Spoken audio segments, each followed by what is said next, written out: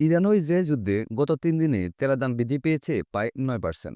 মূল্যবৃদ্ধির মূল কারণ হচ্ছে ইরান হরমুজ প্রণালী বন্ধ করে দেওয়ার হুমকি দিয়ে রেখেছেন। হরমুজ প্রণালী হচ্ছে ইরানের দক্ষিণ প্রান্তে ওমান ও আরব আমিরাতের উত্তর প্রান্তে ৩৩ কিলোমিটার প্রশস্তের একটি সংকীর্ণ সমুদ্রপথ, যে পথ দিয়ে পৃথিবীর প্রায় ২০ থেকে ২৫% তেল প্রতিদিন রপ্তানি করা হয়।